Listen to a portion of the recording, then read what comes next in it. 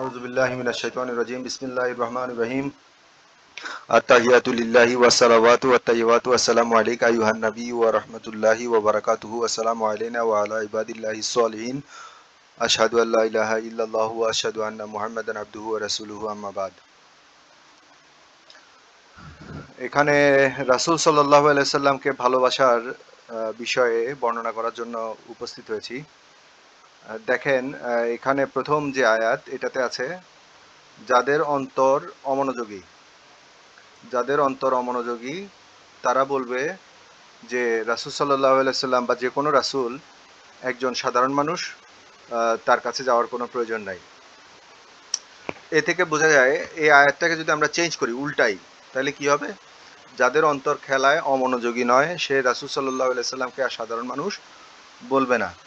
সাধারণ মানুষ বলবে না, সে তাকে রাসূল হিসেবে দেখবে, রাসূলের ফায়েজ হিসেবে দেখবে, আল্লাহর কাছে তার গুরুত্ব মহব্বত হিসেবে দেখবে। যাই হোক, একটা বললাম। এখানে দেখেন, রাসূলকে অত্যন্ত সাধারণ বা ভালোবাসার যোগ্য নয় মনে করা, এটা একটা কুফরি আকীদাও বটে। তার সম্প্রদায়ের কাফের প্রধানরা, তার সম্প্রদায়ের প্রধানরা যারা কাফের ছিল তারা বলতো এ তো আমাদের মতো একজন মানুষ বই নয়, সুতরাং তার মধ্যে ভালোবাসার কিছু পাওয়া সম্ভব না। তারপরে হচ্ছে এখানে দেখেন রাসূল কি করে, রাসূল সরল পথ দেখায়। এখানে ইব্রাহিম আলাইহিস সালাম ওনার পিতাকে বললেন যে তুমি এমন এদের কেন ইবাদত করো, এরা তো তোমার কোনো উপকারে আসে না। তখন ইব্রাহিম আলাইহিস সালাম বললেন যে আমার কাছে যে জ্ঞান এসেছে, হে পিতা, আমার কাছে যে জ্ঞান এসেছে তা তোমার কাছে আসেনি। এটাই হচ্ছে নবুয়ত, এটাই হচ্ছে নবুয়ত। এই নবুয়তের অনুসরণ করার জন্য আমার অনুসরণ করো, আমি তোমাকে সরল পথ দেখাবো। এই যে দেখাবো, পথ দেখাবো, সিরাত, এই যে সরল পথ, হ্যাঁ, সরল পথ, নবীগণ সরল পথ প্রদর্শনকারী। এখানে একটা কবিতা, আবু সিনান রাদিয়াল্লাহু তাআলা আনহুর একটা কবিতা। উনি বলেছেন যে তাই আমাদের কলবগুলো, অন্তর, অন্তর মানে কলব, অন্তর মানে এই যে কলব, তাই আমাদের কলব বুকের ভিতরে থাকে। এই কলব যার খোলা সেই রাসূলকে ভালোবাসতে সক্ষম হবে। যার খোলা তত যত বেশি সে তত বেশি ভালোবাসবে। এখানে বলা হয়েছে যে আমাদের অন্তরগুলো তার প্রতি এই বিশ্বাস রাখে যে তিনি যা বলেছেন সেগুলো সত্য। এটা বুখারীর হাদিস, সহিহ আল বুখারী। এখন আল্লাহ কাকে সবচেয়ে বেশি ভালোবাসে এরকম একটা প্রশ্ন যদি করি, তাইলে হচ্ছে ওয়া ইন্নাকা লাআলা খুলুকিন আযীম। খুলুক, ওয়া ইন্নাকা লাআলা খুলুকিন আযীম। খুলুক মানে হচ্ছে একটা হচ্ছে চরিত্র, একটা হচ্ছে স্ট্রাকচারাল, গাঠনিক, মানে গঠনগত দিক থেকে, সৃষ্টিগত দিক থেকে। আযীম মানে সর্বশ্রেষ্ঠ। ওয়া ইন্নাকা লাআলা খুলুকিন আযীম। এই রকম মূল্যবান, এরকম শ্রেষ্ঠ, এরকম সুন্দর, এরকম অবকাঠামোগত সৃষ্টি আল্লাহর সৃষ্টির মাঝে নাই। তাহলে নিশ্চয়ই বোঝা যাচ্ছে যে সমস্ত সৃষ্টির মধ্যে আল্লাহ সর্বশ্রেষ্ঠ সৃষ্টি যেটা, এটাকেই আল্লাহ মহব্বত করবে বেশি। এখানে একটা আয়াত আছে যে আল্লাহর দল কারা, আল্লাহর দল কারা, যারা আল্লাহ, তার রাসূল এবং ঈমানদারদেরকে, মানে সবাইকে ভালোবাসার কথা বলা হয়েছে। আসমান ও জমিনে যতজনের কাছে ঈমান আছে সবাইকে ভালোবাসার কথা বলা হয়েছে। এখানে আল্লাহকে, তার রাসূলকে এবং সমস্ত ঈমানদারদেরকে বন্ধুরূপে গ্রহণ করে, তবে তারাই আল্লাহর দল, তারাই বিজয়ী। এ থেকে বোঝা যায় আপনার বন্ধুকে আল্লাহ, তার রাসূল এবং বিশ্বাসীগণ। এখন এখানে আরেকটা আয়াত আছে যে কাদের অন্তরে, যাদের অন্তরে আল্লাহ ঈমান লিখে দিয়েছেন, ঈমান কাদের অন্তরে ঈমান লিখে দিয়েছেন, তারা এমন, তারা এমন জাতিকে আল্লাহ এবং বন্ধু মানে তারা আল্লাহ এবং তার রাসূলের বিরুদ্ধে যারা আছে তাদের সাথে বন্ধুত্ব করে না। এখন আল্লাহ যদি কাউকে ভালোবাসে তাহলে আল্লাহ আসলে কি করে? আল্লাহ তার সাথে বিহেভ কেমন করে? আল্লাহ যখন কাউকে ভালোবাসেন তখন জিবরিল ফেরেশতাকে ডেকে বলেন যে আমি ওকে ভালোবাসি, তুমিও বাসো। তখন জিবরিল ফেরেশতা আকাশের সমস্ত ফেরেশতাদেরকে জানায় যে আল্লাহ ওনাকে ভালোবাসে, তুমিও বাসো, এবং পরবর্তীতে জমিনেও তার জনপ্রিয়তা দান করা হয়। এ থেকে বোঝা যায় যে আল্লাহ যখন কাউকে ভালোবাসেন তখন আকাশের সমস্ত ফেরেশতারা তার জন্য দোয়া করে। এটাই দুরূদ শরীফের মূল সিস্টেম, কাঠামো, মূল স্ট্রাকচার। দুরূদ শরীফের মূল স্ট্রাকচার এই হাদিসটার সাথে সম্পৃক্ত। এই হাদিসটা ওই আয়াতের ব্যাখ্যা করতে পারে যে আল্লাহ যখন কাউকে ভালোবাসেন তখন আসমানবাসী এবং জমিনবাসী সবাই তার জন্য প্রার্থনা করতে থাকে, তাকে ভালোবাসতে শুরু করে, তাকে ভালোবাসে। এবং আর এখানে হাদিসটা আবু হুরায়রা রাদিয়াল্লাহু তাআলা আনহু থেকে বর্ণিত। তো উনি বলেছেন যে আল্লাহ যদি কাউকে ঘৃণা করে তাহলে একই সিস্টেমে ঘৃণা করে। মানে আল্লাহ যাকে ঘৃণা করে তখন জিবরিলকে ডেকে বলে যে আমি ঘৃণা করি, তুমিও করো, আকাশবাসীও ঘৃণা করে, জমিনবাসীও তাকে ঘৃণা করে। তো এখানে এরকম আছে যে নিশ্চয়ই যারা কুফরি করে, কাফের অবস্থায় মৃত্যুবরণ করে, সে সমস্ত লোকের প্রতি আল্লাহর ফেরেশতাগণের সমগ্র মানুষের লানত। এ থেকে বোঝা যায় এর থেকে বোঝা যায় যে এর থেকে বোঝা যায় কি বোঝা যায় এর থেকে বোঝা যায় যে আল্লাহ যাকে ঘৃণা করে তাকে সবাই ঘৃণা করে, আল্লাহ যাকে ভালোবাসে তাকে সবাই ভালোবাসে। বিশেষ করে ভালোবাসবে হচ্ছে যারা মুমিন তারা। আর এমন লোকের শাস্তি হলো আল্লাহ, ফেরেশতাগণ, সকল মানুষের অভিসম্পাত। এই যে আল্লাহ, মানুষ, এই আয়াতগুলোকে যদি আমরা উল্টাই, মানে রিভার্স করলে আসবে হচ্ছে যে রিভার্স করলে আসবে হচ্ছে যে যাকে আল্লাহ ভালোবাসে তাদের প্রতি আল্লাহ, তার রাসূল এবং সমস্ত মানুষগণের মহব্বত। তো যাই হোক, আমি আবু হুরায়রা রাদিয়াল্লাহু তাআলা আনহুর সপক্ষে এই আয়াতগুলোকে এখানে উপস্থাপন করেছি। আহ, আবু হুরায়রা রাদিয়াল্লাহু তাআলা আনহুর সপক্ষে এই দলিলগুলো উপস্থিত করেছি। এখানে দেখেন যে যে ব্যক্তি দিন ইসলামের দিন ইসলামের বিদ্যা অন্বেষণ করে এবং ইহা মানুষকে জানাই দিতে আগ্রহী হয়, তার জন্য আল্লাহ, ফেরেশতা, আসমান ও জমিনের অধিবাসীগণ পিপীলিকা তার গর্ত থেকে পানির মাছ ও মানুষকে কল্যাণের শিক্ষাদানকারীর জন্য দোয়া করতে থাকে। এ থেকে বোঝা যায় যে আল্লাহ যাকে ভালোবাসে তার ভালোবাসাটা সবার না, সবার না।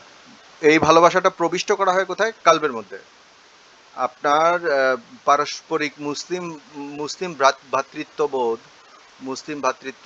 এটা পারস্পরিক এই সম্পর্কগুলো কালবে। হ্যাঁ, যেমন আমি এখানে দেখাই, আল্লাহ তিনি তাদের অন্তরসমূহে প্রীতি স্থাপন করেছেন। ঠিক আছে। এবার রাসূল সাল্লাল্লাহু আলাইহি সাল্লামকে বলতেছেন যে যদি তুমি জমিনে যা আছে তার সবকিছু ব্যয় করতে, তবুও তাদের অন্তরসমূহে প্রীতি স্থাপন করতে পারতে না। তার মানে অন্তর বলতে এখানে কাল্ব বোঝানো হয়েছে। তাহলে মুমিন বান্দার সাথে মুমিন বান্দার কলবে কলবে কানেকশন হয়, সোজা হিসাব। মুমিন বান্দার সাথে মুমিন বান্দার কিসে কানেকশন হয়? কলবে কলবে। তো তুমি একজন ব্যক্তি রাসূলুল্লাহ সাল্লাল্লাহু আলাইহি সাল্লামকে ভালোবাসতে গেলে তার একটা অ্যাক্টিভ কলবের দরকার। যদি অ্যাক্টিভ কলব না থাকে তাহলে ভালোবাসবে না। এটা রিকোয়েস্ট না, এটা আল্লাহর রিকোয়েস্টও না, আল্লাহর অর্ডারও না, কিন্তু এটা একটা সিস্টেম যে কাউকে আল্লাহ ভালোবাসলে তাকে মুমিনরা সবাই ভালোবাসে। এখন এরপরে এরপরে এরপরে যে দিন হলো কল্যাণ কামনা করা, মুসলিম নেতৃবৃন্দের জন্য, সকল মুসলমানের জন্য কল্যাণ কামনা করাই দিন। এটা হচ্ছে যে মানে আপনি যদি মুসলমান হন তাহলে সমস্ত আসমান জমিনের সমস্ত মুসলমানের জন্য আপনার মহব্বত থাকবে। এটা অত্যন্ত অত্যন্ত স্বাভাবিক একটা বিষয়। এখন এখানে একটা আল্লাহর অলি মানে যাকে আল্লাহ ভালোবাসেন, যাকে আল্লাহ নৈকট্য দেন, তার বিষয়ে যে ব্যক্তি আল্লাহর অলির সাথে শত্রুতা পোষণ করবে আমি তার সাথে যুদ্ধ ঘোষণা করি। আল্লাহ বলতেছেন যে ব্যক্তি আল্লাহর ঘনিষ্ঠ কারোর সাথে আহ, শত্রুতা করবে তার বিরুদ্ধে আল্লাহর যুদ্ধ ঘোষণা করেন। তাইলে সর্বশ্রেষ্ঠ বন্ধু আল্লাহর কে আছে? আল্লাহর সবচেয়ে সর্বশ্রেষ্ঠ সৃষ্টি কে আছে? এ তো রাসূলুল্লাহ সাল্লাল্লাহু আলাইহি ওয়াসাল্লাম। এই যে এখানে আছে যে রাসূলুল্লাহ সাল্লাল্লাহু আলাইহি সাল্লামের সময়ও আল্লাহর ওলি বলতে বোঝায় যাদের কলব খোলা, সেই সকল মানুষের দল যারা মুখে ঈমান এনেছো, কলবে ঈমান স্থান পায় নাই। হ্যাঁ, যাদের কলবে ঈমান স্থান পায় নাই। এই যে কালব, হে মুসলমানের দল, হে মানুষের দল, যারা মুখে ঈমান এনেছো, কলবে স্থান পায় নাই, তারা যাদের কলবে ঈমান ঢুকেছে তাদের বিরোধিতা করিও না। বিরোধিতা করলে আল্লাহ তোমাদের দোষ ধরবেন এবং তোমাদের ঘরের ভেতরেও তোমাদেরকে লাঞ্ছিত করবেন। এ থেকে বোঝা যায় যে আল্লাহর অলি কারা? যাদের কলব খোলা, যাদের কলবের মধ্যে ঈমান আছে, যারা কলব দিয়ে পরস্পরকে ভালোবাসে, তারা হচ্ছে আল্লাহর অলি। এবং তাদের বিরোধিতা করা নিষিদ্ধ। তাদের বিরোধিতা করলে এখানেও আছে যে আল্লাহ তার বিরুদ্ধে তার সাথে যুদ্ধ ঘোষণা করে, এখানেও আছে যে আল্লাহ তার বিরুদ্ধে যুদ্ধ ঘোষণা করে। আল্লাহ তাদের দোষ ধরবেন এবং তাদের ঘরের ভেতরেও তাদেরকে লাঞ্ছিত করবেন। এখানে বলা আছে যে নবী মুমিনদের নিকট আন্নাবিউ আওলা আওলা বিল মুমিনিন মিন আনফুসিহিম। মুমিন কারা? যাদের এখন এখন দুইটা বিষয়, একটা হচ্ছে যদি মুমিন হয় তার কাছে নবী প্রাণ অপেক্ষা অধিক প্রিয়, যদি মুমিন না হয় নবী প্রাণ অপেক্ষা অধিক প্রিয় না। নবী বিষয়টা মানে নর্মাল মনে হয়, সিম্পল মনে হয়, অথবা একটু একটু ভালোবাসা মনে হয়, অথবা অথবা মানে নবীর কথা শুনলে বিরক্তি লাগে, এরকম লোকের মধ্যে ঈমান থাকার কথা নাই। আর যে লোকের কাছে নবী প্রেম যত বেশি সে তত বেশি মুমিন। কারণ এখানে বলা হয়েছে যে নবী মুমিনদের প্রাণ অপেক্ষা অধিক প্রিয়। তাহলে আপনার জানতে ইচ্ছা করে না যে নবী আপনার জন্য কেমন? হারিসুন আলাইকুম বিল মুমিনিনা রাউফুর রাহিম। উনি হচ্ছেন হারিসুন আলাইকুম বিল মুমিনিনা রাউফুর রাহিম। কে? আমাদের প্রিয় নবী সাল্লাল্লাহু আলাইহি সাল্লাম এরকম তোমাদের দুঃখ কষ্ট তার জন্য অতিশয় কষ্টদায়ক। হারিস, তিনি তোমাদের মঙ্গলকামী। মঙ্গলকামী মানে হারিস, আর মুমিনদের জন্য রাউফুর রাহিম মানে অতিশয় দয়াদ্র এবং দয়ালু। হলো আপনি নবীকে ভালোবাসবেন প্রাণ অপেক্ষা অধিক বেশি, এবং নবীও আপনাকে সেম সেম টু সেম ভালোবাসা দিবে। মদিনাবাসী এবং পার্শ্ববর্তী পল্লীবাসীদের উচিত নয় রাসূলুল্লাহ সাল্লাল্লাহু আলাইহি সাল্লামের সঙ্গ ত্যাগ করে পেছনে থেকে যাওয়া, রাসূলের প্রাণ অপেক্ষা নিজের প্রাণকে অধিক প্রিয় মনে করা। রাসূলের প্রাণ অপেক্ষা নিজের প্রাণকে অধিক প্রিয় মনে করলে আপনার মুমিনত্ব একুরেট হয় না, একুরেট হয় না। এটা এটা এটা এটা হচ্ছে যে বৈশিষ্ট্য, কার বৈশিষ্ট্য? মুমিনের বৈশিষ্ট্য। এটা কারোর উপরে চাপাই দেওয়া হয় নাই। যদি কেউ মুমিন হয় তাইলে সে রাসূলকে ভালোবাসবে, এটা তো নর্মাল বিষয়।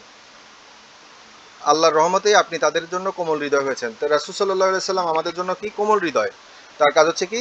আমাদের জন্য, আপনি তাদের জন্য ক্ষমা। কাজে আপনি মানে উনি থাকাকালীন সময়ে ওনার সাথে যদি কেউ বেয়াদবি করতো ক্ষমা করে দিত। আর আমাদের জন্য মাগফিরাত, আমাদের জন্য মাগফিরাতের বিষয়টা এখনো কায়েম আছে। কেমন করে কায়েম আছে? অনেকে হয়তো বলতে পারে যে কেমন করে কায়েম আছে। রাসূলুল্লাহ সাল্লাল্লাহু আলাইহি সাল্লামের উপরে আপনি যদি দুরূদ পড়েন, হে আল্লাহ প্রিয় নবীর উপরে রহমত বর্ষণ করো, তখন এই দুরূদটা ওনার কাছে পৌঁছায়। উনি আপনার জন্য 10 বার দোয়া করবে, হে আল্লাহ আমার অমুক উম্মতের উপর রহমত বর্ষণ করো। তার মানে আপনার প্রতি ওনার দোয়াটা সদা সর্বদা কায়েম আছে। আপনি একবার স্মরণ করলে উনি 10 বার স্মরণ করে। আপনি একবার স্মরণ করলে জিবরিল ফেরেশতা আপনাকে 10 বার স্মরণ করে। আপনি একবার স্মরণ করলে আপনি আপনার উপরে আল্লাহ 10 বার রহমত বর্ষণ করে। উনি অ্যাক্টিভ, ওনার রুটা অ্যাক্টিভ। আল্লাহ হচ্ছেন মুমিনদের বন্ধু। হ্যাঁ, আল্লাহ হচ্ছেন মুমিনদের বন্ধু, যারা মুমিন। আল্লাহ লিখে দিয়েছেন। এবার এবার এবার দেখেন রাসূলদের কিছু ক্রাইটেরিয়া বলা হচ্ছে। আমি এবং আমার রাসূলগণ অবশ্যই বিজয়ী হব। অনেকে মনে করে রাসূলগণ কিয়ামতের ময়দানে ঘুরে ঘুরে ফিরে বেড়াবে। আসলে তা না। আমি এবং আমার রাসূলগণ বিজয়ী হব। এটা কি? এটা কি? এটা কি? এটা আল্লাহর লিখিত বাণী। লিখিত বাণী মানে কি? একদম কনফার্ম করা। আল্লাহ লিখে দিয়েছেন। আমার বাহিনী হয় বিজয়ী। আমার বাহিনী কারা? আপনি আবার দেখে নিতে পারেন আপনার আল্লাহর বাহিনী কারা। আল্লাহর বাহিনী হচ্ছে, অনেক উপরে উঠে গেল না? আল্লাহর দলই যারা আল্লাহ, তার রাসূল এবং ঈমানদারদেরকে বন্ধুরূপে গ্রহণ করে, তারাই আল্লাহর দল। এটাই হচ্ছে আল্লাহর বাহিনী। আল্লাহর বাহিনী হয় বিজয়ী। যারা আল্লাহ তার রাসূল বিশ্বাসীদেরকে এখানে ছিল, তারাই আল্লাহর দল, তারাই বিজয়ী।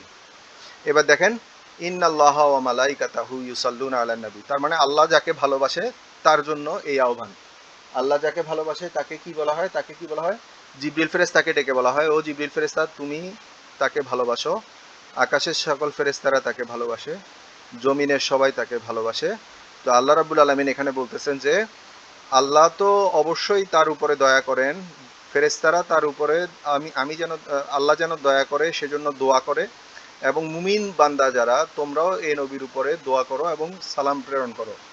এখানে আল্লাহ যে সালাম প্রেরণ করেন এই কথাটা উল্লেখ নাই, কিন্তু আছে সালামুন আলাল মুরসালিন, সমস্ত নবীদের উপরে সালাম বর্ষিত হোক। এই সালামটাই নবীদের উপরে আল্লাহ সালাম। সুতরাং আপনিও দুরুদ এবং সালাম একসাথে পড়বেন। এখানে বলছে সল্লু আলাইহি ওয়া সাল্লিমু তাসলিমা। সালাম, এই যে দোয়া করো, রহমত দোয়া করো এবং সালাম প্রেরণ করো, এখানে দুইটা জয়েন আছে। আলাদা আলাদাভাবে এখানে আল্লাহ যে পয়গম্বরদের প্রতি সালাম দিচ্ছেন এটা আলাদাভাবে আছে। এরা তা এখন কারো উপরে সল্লু, সল্লু মানে কি? সল্লু মানে হচ্ছে আল্লাহ যদি মেহরবানি করে, কারো উপরে যদি আল্লাহ মেহরবানি করে তাই তাকে কি দান করে? হেদায়েত দান করে। কাউকে যদি আল্লাহ মেহরবানি করে তাকে কি দান করে? হেদায়েত দান করে। এখন রাসূল সাল্লাল্লাহু আলাইহি সাল্লামের জন্য আপনি দোয়া করলে রাসূল সাল্লাল্লাহু আলাইহি সাল্লাম যখন আপনার জন্য দোয়া করে, মানে আপনি বললেন, হে আল্লাহ, আমার প্রিয় নবীর উপরে সালাম এবং রহমত বর্ষণ করো, তখন প্রিয় নবী যখন আপনার জন্য দোয়া করে, তখন আপনার কাছে প্রিয় নবীর এই যে সাকিনা ফায়েজ আসে, দেখেছেন, সান্ত্বনা, সাকিনা ফায়েজ আসে। আপনি পড়ে দেখেন, শান্তি যদি পান। এখানে তো বলা হয়েছে সল্লু আলাইহি ওয়া সাল্লিমু তাসলিমা, সাল্লিমু তাসলিমা, সালাম প্রেরণ করো প্রশান্তির সাথে। নবীর এই যে এই সাকিনাটা আপনার কলবের মধ্যে আসলে আপনি প্রশান্ত হবেন। আর যদি আপনি প্রশান্তি না পান, আপনার অ্যাক্টিভ কলব ছাড়া এটা হবে না। অ্যাক্টিভ কলব আমি যেটা বুঝি, সাধারণভাবে যেটা বুঝি, যার কাছে ধর্মের প্রতি মমত্ববোধ আছে, কোরআন, কাবা শরীফ, মসজিদ, হাদিস শরীফ, রাসূল সাল্লাল্লাহু আলাইহি সাল্লাম, মুমিন বান্দাদের কবর, এগুলোর জন্য যার মহব্বত আছে, সাহাবীদের কবর, নবী করিম সাল্লাল্লাহু আলাইহি সাল্লামের স্মৃতি বিজড়িত এলাকাগুলো, এগুলোর জন্য যাদের মধ্যে মহব্বত আছে, প্রিয় নবী সাল্লাল্লাহু আলাইহি সাল্লামের জন্য যাদের মহব্বত আছে, আমি বুঝি যে তাদের হৃদয়টা খোলা আছে, হালকা পাতলা হইলেও খোলা আছে, জানালা খোলা আছে। আর এইসব বিষয়ে যাদের কোনো বিশেষ কোনো মানে ফিলিংস নাই, এদের কলবটা বন্ধ। এই যে কলবিন সালিম, সালাম সালাম কোথায় নাজিল হয়? কালবে। কালবটা হচ্ছে বুকের মধ্যে, হ্যাঁ, কলবিন সালিম। তাহলে আপনি প্রিয় নবী সাল্লাল্লাহু আলাইহি সাল্লামের জন্য সালাম পাঠাবেন, উনি আপনার জন্য সাকিনা পাঠাবে, আপনার কাছে সালাম আসবে এবং সাকিনা আসবে, আপনার হৃদয়টাকে প্রশান্ত করে দিবে। বুঝতে পারছেন আশা করি। এখন এখানে হাত ধরা, হাত ধরা শব্দটা খুব ভয়াবহ শব্দ। রাসূল সাল্লাল্লাহু আলাইহি সাল্লামের হাত ছিল রেশম অপেক্ষা অধিক কোমল, বরফ অপেক্ষা অধিক শীতল, কস্তরী অপেক্ষা অধিক সুগন্ধিময়। রাসূল সাল্লাল্লাহু আলাইহি সাল্লামের হাত ধরা অবস্থায় ছিলেন, বললেন যে, ইয়া রাসূলুল্লাহ, আমার প্রাণ ব্যতীত আপনি আমার নিকট সর্বাধিক প্রিয়। তখন রাসূল সাল্লাল্লাহু আলাইহি সাল্লাম বললেন যে, কসম সেই সত্তার যার হাতে আমার প্রাণ, তুমি তোমার প্রাণ অপেক্ষা যদি আমি অধিক প্রিয় না হই, তাহলে তুমি পরিপূর্ণ মুমিন হইতে পারবে না। হাত ধরা অবস্থায় ছিল তো, ওই রাসূল সাল্লাল্লাহু আলাইহি সাল্লামের আবেশ ফায়েজ ওটার মধ্যে ঢুকে গেছে, ওনার যে ত্রুটি ছিল, ওনার যে কমতি ছিল, যেটা ওটা ফিল আপ হয়ে গেছে। কেউ মুমিন হতে পারবে না যতক্ষণ পর্যন্ত না, এখানে আপনি জোর করে প্রিয় নবী সাল্লাল্লাহু আলাইহি সাল্লামকে ভালোবাসা আসলে খুব টাফ। ওনাকে যদি একটু ভালোবাসেন, ওনাকে যারা ভালোবাসে তাদের সাথে যদি চলাফেরা করেন, ওনার জীবনী যদি পড়েন বা ওনার বিষয়ে যদি পড়েন, বেশি বেশি করে দুরুদ সালাম পড়েন, তাহলে আপনার হৃদয়ের মধ্যে প্রিয় নবী সাল্লাল্লাহু আলাইহি সাল্লামের মহব্বত দিন দিন বাড়তে থাকবে। ওনার সুন্নতের অনুকরণ করেন, কোরআন শরীফের অনুকরণ করেন, তাহলে আপনার প্রিয় নবী সাল্লাল্লাহু আলাইহি সাল্লামের প্রতি মহব্বত বাড়তে থাকবে। এক ব্যক্তি বলল যে, কিয়ামত কবে হবে? রাসূলুল্লাহ সাল্লাল্লাহু আলাইহি সাল্লাম বললেন যে, তোমার প্রস্তুতি কি? তিনি বললেন যে, আমি আল্লাহ এবং তার রাসূলকে ভালোবাসি। তাহলে তখন রাসূল সাল্লাল্লাহু আলাইহি সাল্লাম বললেন যে, তুমি যাকে ভালোবাসো কিয়ামতের দিন তুমি তুমি তার সঙ্গী হবে। তো রাসূলুল্লাহ সাল্লাল্লাহু আলাইহি সাল্লাম, এই যে এখানে দেখেন, রাসূলুল্লাহ সাল্লাল্লাহু আলাইহি সাল্লাম সৃষ্টির মধ্যে ফয়সালা করার জন্য সুপারিশ করবেন। সমস্ত সৃষ্টির পক্ষে, সমস্ত সৃষ্টি বলা হয়েছে, হ্যাঁ, সমস্ত সৃষ্টির পক্ষে রাসূলুল্লাহ সাল্লাল্লাহু আলাইহি সাল্লাম ওই দিন মাকামা মাহমুদে সুপারিশ করবেন। হাসরের ময়দানে সকলে তার প্রশংসা করবে, হাসরের ময়দানে সকলে তার প্রশংসা করবে। এখন এই মুহূর্তে হয়তো আপনি প্রিয় রাসূল সাল্লাল্লাহু আলাইহি সাল্লামকে চিনতেছেন না, বাট আপনি এক সময় না এক সময় ওনাকে চিনবেন। এই যে দেখেন, আখেরি জামানার উম্মতদের প্রেম, আমার উম্মতদের মধ্যে আমাকে অধিক মহব্বতকারী ওই সমস্ত লোকদের মধ্যে তারাও হবে যারা আবির্ভূত হবে আমার তিরোধানের পর। মানে আমার উম্মতের মধ্যে আমাকে অধিক মহব্বতকারী, আমাকে রাসূল সাল্লাল্লাহু আলাইহি সাল্লামকে বেশি ভালোবাসবে এমন কিছু লোক ওনার তিরোধানের পর জন্ম হবে। তারা কামনা করবে, হায় যদি পরিবার পরিজন ধন ঐশ্বর্যের বিনিময়ে প্রিয় নবী সাল্লাল্লাহু আলাইহি সাল্লামকে দেখতে পেত। এখন প্রিয় নবী সাল্লাল্লাহু আলাইহি সাল্লামকে দেখার কোনো সিস্টেম আছে? যে ব্যক্তি স্বপ্নে আমাকে দেখে, সে অচিরেই জাগ্রত অবস্থায় আমাকে দেখবে। তার মানে রাসূলুল্লাহ সাল্লাল্লাহু আলাইহি সাল্লাম এত অ্যাক্টিভ, ওই রূটা, ওই পবিত্র রূপ, পবিত্র শরীর এতই অ্যাক্টিভ যে আপনি যদি একবার স্বপ্ন দেখেন, এমনভাবে আপনি স্বপ্নে দেখে ঘুম থেকে উঠে ভাববেন যে আপনি এটা জাগ্রত অবস্থায় দেখেছেন। এতে কোনো ভুল নাই। কাউকে প্রশ্ন করে আপনি লজ্জিত হওয়ার দরকার নাই। কাউকে প্রশ্ন করে এই হাদিসটাকে প্রশ্নবিদ্ধ করার দরকার নাই। আপনি যা দেখছেন সত্য দেখছেন। রাসূল সাল্লাল্লাহু আলাইহি সাল্লামকে যে অবস্থায় দেখেন, কারণ শয়তান কোনোভাবেই ওনার 2 নম্বর, 1 নম্বর, 3 নম্বর, 4 নম্বর কোনো সূরতই ধারণ করতে পারে না। শয়তানের জন্য এই সূরত ধরাটা নিষিদ্ধ। নিষিদ্ধ নাকি কি আমি জানি না। মানে এই সূরত, এই যে শয়তান আমার আকৃতি ধারণ করতে পারে না, বাস এখানে একটা কথাই শেষ, শয়তান আকৃতি ধারণ করতে পারে না। এখানে নিষিদ্ধ নাকি কি এগুলো বোঝার কোনো প্রয়োজন নাই। আচ্ছা, তাহলে আপনি যদি ঘুমন্ত অবস্থায় দেখেন, আপনি জাগ্রত অবস্থায় দেখতে পারবেন। রাসূল সাল্লাল্লাহু আলাইহি সাল্লাম বলেছেন যে, যে ব্যক্তি আমাকে দেখলো সে নিশ্চয়ই নিশ্চয়ই সত্যই দেখলো, নিশ্চয়ই সত্যই দেখলো। হ্যাঁ, যে ব্যক্তি রাসূল সাল্লাল্লাহু আলাইহি সাল্লামকে দেখলো সে ব্যক্তি নিশ্চয়ই সত্যই দেখলো। ওয়া ইন্নাকা লাআলা খুলুকিন আযীম ওয়া রাফা'না লাকা যিকরাক। রাসূল সাল্লাল্লাহু আলাইহি সাল্লামের স্মরণ আপনি করতে পারেন, স্মরণকে উচ্চ করা হয়েছে। ও রাসূল সাল্লাল্লাহু আলাইহি সাল্লামকে সমস্ত বিশ্বজগতের জন্য রহমত হিসেবে প্রেরণ করা হয়েছে। এই আয়াতটা একটা শক্তিশালী একটা সার্টিফিকেট। আপনি হয়তো ভাবতে পারেন যে ফেরেশতারা ফেরেশতারা একদম নির্দোষ, সাচ্চা। না, ফেরেশতাদেরকে যখন বলা হয়েছিল আদম আলাইহিসসালামকে সেজদা করার বিষয়ে, ওরা বলেছিল যে এমন এক জাতি সৃষ্টি করছেন তার যারা দাঙ্গা হাঙ্গামা করবে। তখন আল্লাহ আহ, এই যে একটা ত্রুটি এই যে একটা ত্রুটি তখন আল্লাহ বলছে আমি যা জানি তোমরা তা জানো না। তো জিবরিল ফেরেশতাও আপনার একদম নির্দোষ না। তো নির্দোষ বলতে আসলে আমরা যেটা বুঝি, আল্লাহ যাকে নির্দোষ বলে, এই যে দেখেন লিয়াগফির আলাকাল্লাহু মা কদ্দামাত মা তাকাদ্দামা মিন জাম্বিকা, এই আয়াতের মধ্যে আল্লাহ বলেছেন যে যাতে আল্লাহ আপনার অতীত ও ভবিষ্যৎ ত্রুটিসমূহ মার্জনা করে দেন, একবারে শেষ, একবারে সমস্ত ত্রুটি থেকে মাসুম বানায় দিয়েছেন।